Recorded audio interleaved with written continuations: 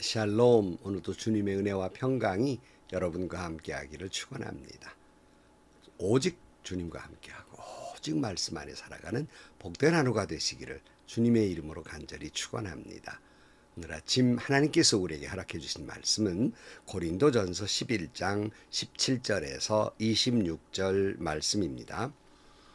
다음에 지시하려는 일에 대해서는 나는 여러분을 칭찬할 수 없습니다. 그것은 여러분이 모여서 하는 일이 유익되기보다는 오히려 해가 되기 때문입니다. 첫째로 여러분이 교회에 모일 때에 여러분 가운데 분열이 있다는 말이 들리는데 그것이 어느 정도 사실이라고 믿습니다. 하기야 여러분 가운데에서 바르게 사는 사람들이 환히 드러나려면 여러분 가운데에서 파당도 있어야 할 것입니다. 그렇지만 여러분이 분열되어 있으니 여러분이 한자리에 모여서 먹어도 그것은 주님의 만찬을 먹는 것이 아닙니다. 먹을 때에 사람마다 제가끔 자기 저녁을 먼저 먹으므로 어떤 사람은 배가 고프고 어떤 사람은 술에 취합니다. 여러분에게 먹고 마실 집이 없습니까? 그렇지 않으면 여러분이 하나님의 교회를 멸시하고 가난한 사람들을 부끄럽게 하려는 것입니까? 내가 여러분에게 무슨 말을 해야 하겠습니까? 여러분에게 칭찬해야 하겠습니까? 이 점에서는 칭찬할 수 없습니다. 내가 여러분에게 전해 준 것은 주님으로부터 전해받은 것입니다. 곧 주 예수께서 잡히시던 밤에 빵을 들어서 감사를 드리신 다음에 떼시고 말씀하셨습니다. 이것은 너희를 위하는 내 몸이다. 이것을 행하여 나를 기억하여라. 식후에 잔도 이와 같이 하시고 말씀하셨습니다. 이 잔은 내 피로 세운 새 언약이다. 너희가 마실 때마다 이것을 행하여 나를 기억하여라. 그러므로 여러분이 이 빵을 먹고 이 잔을 마실 때마다 주님의 죽으심을 그가 오실 때까지 선포하는 것입니다. 아멘. 요즘 우리 한국 교회에서는 성찬 예식을 자주 하지 못하고 그저 드문드문 하게 되는데요. 예전에 초대교회는요, 예배 드릴 때마다 성찬 예배를 드렸어요. 이게 성찬식을 매번마다 했다 하는 말씀입니다. 그러니까 매번 예배 때마다 주님의 임재 아래서 예배를 드렸고 매번 예배 때마다 성찬을 베풀면서 주님이 우리와 지금 함께 하시고 내 안에 주님이 계시고 내가 주님 안에 계심을 고백하면서 드리는 감격스러운 은혜로운 예배 시간이었습니다. 이런 은혜로운 예배 시간 때는 전후로 이제 애찬을 나누게 됐습니다. 그런데 그 식사는 각자가 음식을 가지고 와서 식사를 나누게 됩니다. 그러니까 뭐 경제적으로 좀 풍부한 사람은 풍부한 대로 좀 좋은 음식 많이 싸우기도 하고 가난한 사람은 가난한 대로 음식을 또 싸우기도 하고 아니 그보다 더 가난한 사람은 그저 빈손 주고 와서 마음껏 배고른 분들이니까 교회 안의 공동체 속에서 함께 먹고 나누며 또 어떤 사람들은 너무 가난하니까 있는 것도 좀 싸가기도 하고 뭐 이렇게 하면서 그야말로 천국 잔치와 같은 그런 교회의 성찬식과 애찬이 있었습니다. 그런데 이 은혜로운 성찬 예배를 드리고 이런 애찬을 나누는 것이 변질되어 버렸다 그런 거예요. 왜 그렇게 변질됐을까요? 여러분, 은혜로울 때는 이건 정말로 은혜로운 시간이지만 그러나 그 은혜가 떠나버리면 지옥 같은 곳이 되어버리고 마는 거예요. 여러 번 말씀드렸습니다마는 정말 거룩해야 할 것이 타락하면 세상에 가장 타락한 곳이고요. 정말 은혜로운 곳이 타락하면 세상에 가장 은혜가 떠난 곳이 되어버리고 말아요. 그것이 바로 교회입니다. 거룩해야 할 교회가 거룩이 떠나면 가장 더러운 것이 되고요. 가장 은혜로운 교회가 그 은혜가 떠나면 가장 추악한 것이 되는 거예요. 바로 이것이 당시 고린도 교회의 문제예요. 복음 중심의 교회는 천국 같았지만 사람 중심이 몇몇 리더들, 목회자나 장로 중심의 교회가 돼버리면 그건 타락하는 교회가 돼버리고 말아요. 왜요? 사람 중심이 되면요. 파당이 생기고 다툼이 생기고 고소 고발을 하게 되고 뭐 이런 일이 벌어지는 거예요. 자, 그러니 여러분 생각을 해보세요. 서로 싸우고 있어요. 파당이 됐어요. 끼리끼리 됐어요. 서로 이 사람이 옳다 저 사람 고소 고발하고 난리가 났어요. 그런데 그 사람들이 모여서 성찬을 베풀어요. 이것이 은혜로운 시간이 되겠습니까? 아니 그런 사람이 모여서 무슨 애찬을 나누어요? 이게 될 일이나 되겠습니까? 이게 예배가 하나가 되는 예배가 아니라 마음이 다 나뉘어 버렸으니 이게 말이 되는 이야기냐 하는 거예요. 그러니 사도 바울이 너희들이 그런 소식이 들리 내가 이걸 어떻게 칭찬할 수 있으며 네가 어떻게 이걸 내가 좋게 생각할 수 있겠느냐 하는 거예요. 있을 수밖에 없다. 이 사실이다 하는 말이에요. 17절 말씀에 보면 다음에 지시하려는 일에 대하여서는 나는 여러분을 칭찬할 수 없습니다. 그것은 여러분이 모여서 하는 일이 유익되기보다는 오히려 해가 되기 때문입니다. 첫째로 여러분이 교회에 모일 때에 여러분 가운데 분열이 있다는 말이 들리는데 그것은 어느 정도 사실이라고 믿습니다. 그랬어요. 도무지 사도 바울은 칭찬할 수 없다는 거예요. 앞에 말할 때는 내가 너희들에게 칭찬할 것이 있다 그랬는데 이번에는 칭찬할 수 없다라고 말해요. 이들의 모임은 진정한 코이노니아, 참된 예수 안에서의 교제가 아니라 오히려 이것은 유익되지 못하고 오히려 마음에 상처를 주더라는 거예요. 사랑을 나누는 코이노니아가 아니라 모여서 상처를 주는 코이노니아가 되더라 하는 말씀이에요. 자, 그런데 당연히 이렇게 분열이 되고 싸우고 갈라지고 이건 당연한 일이에요. 서로 다투는데 어떻게 이것이 은혜로운 애찬이 되며 성찬이 되겠습니까? 부자는 부자끼리 모이고 가난한 사람은 가난한 사람끼리 모입니다.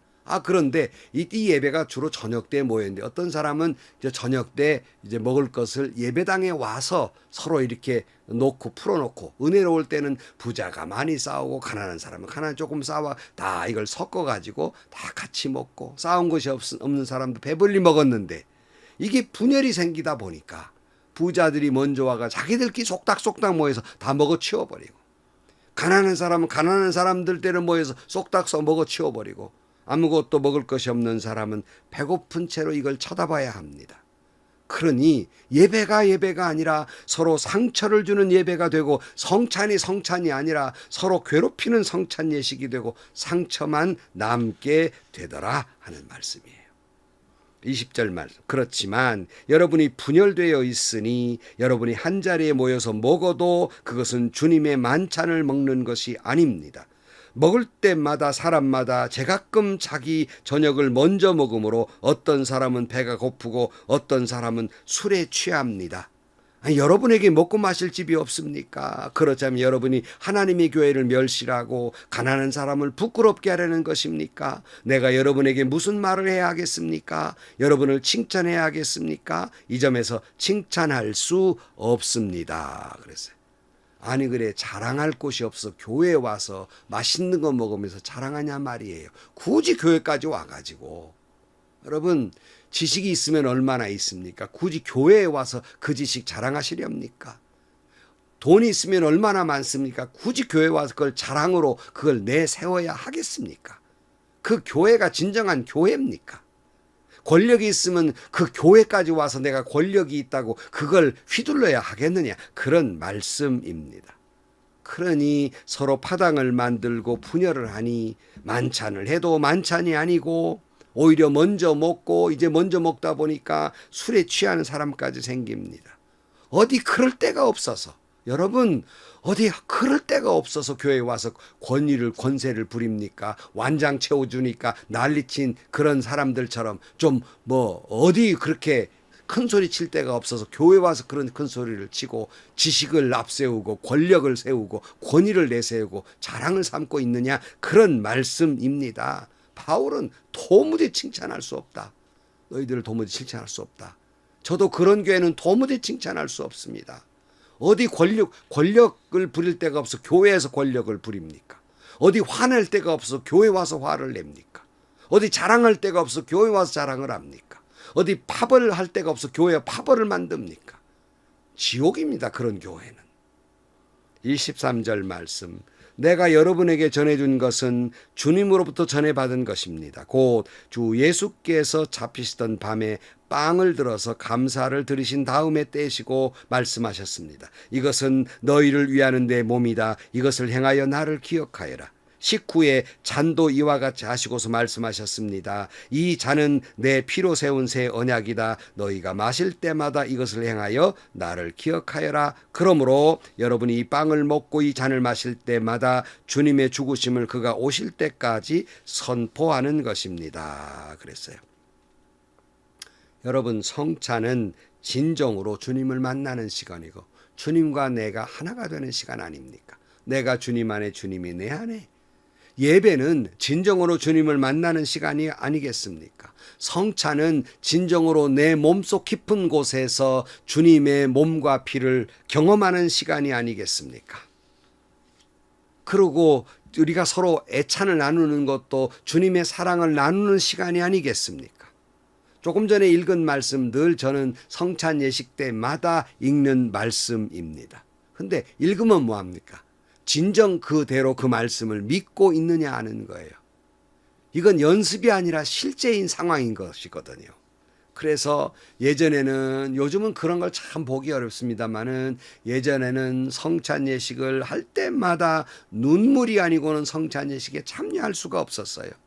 주님은 나를 위해 찢기신 그 몸을 생각하면서 내 입에 그 떡을 먹을 때마다, 주님이 나를 위해 흘리신, 내 죄 때문에 흘리신 피를 그저 마실 때, 내 목구멍으로 넘어갈 때마다 눈물이 그렇게 나와가지고, 그래서 이 성가대에 앉아서 이 성찬 이렇게 돌아갈 때 웬 말인가 날 위하여 주 돌아가셨나, 주님 그렇게 고통받으신 찬양을 부를 때마다 너무나 눈물이 나서 성가대가 찬송이 이어지질 못했어요. 우느라고.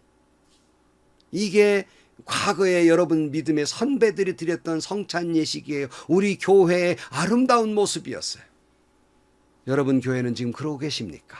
그 감격이 있습니까? 진정한 하나가 되매 주님의 사랑에 목이 메이면서 정말 실제 상황으로 주님의 몸과 피를 경험하고 있느냐는 거예요.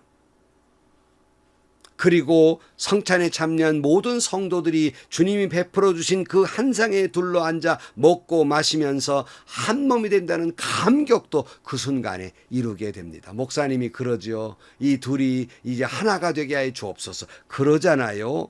요한복음 10장 11절 말씀, 나는 이제 더 이상 세상에 있지 않으나 그들은 세상에 있습니다. 나는 아버지께로 갑니다. 거룩하신 아버지께서 내게 주신 아버지의 이름으로 그들을 지켜주셔서 우리가 하나인 것 같이 그들도 하나가 되게 하여 주십시오. 그랬어요. 하나가 되는 감격이 여러분이 성찬 예식 때마다 우리 교회가 주님의 살과 피를 먹고 나누는 형제요 자매요, 하나가 되는 감격이 그 성찬 예식에 있습니까? 파벌을 하고 서로 정죄하고 쏘아보는 눈으로 어떻게 성찬에 참여합니까?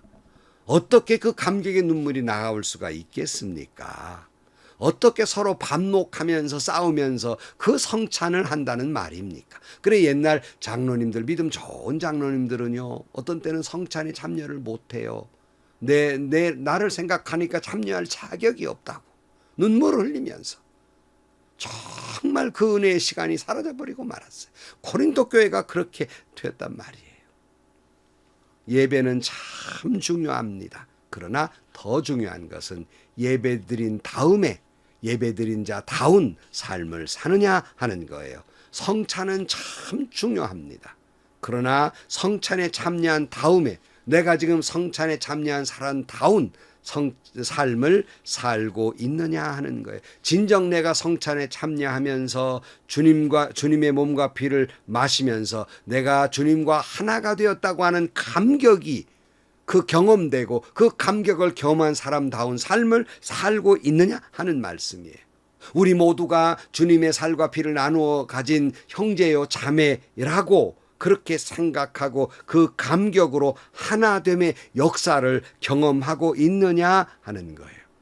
어떻게 그런 경험한 사람들끼리 예배를 마치자마자 파당이 돼서 서로 끼리끼리 속닥거리고 정죄하고 싸울 수 있느냐는 거예요.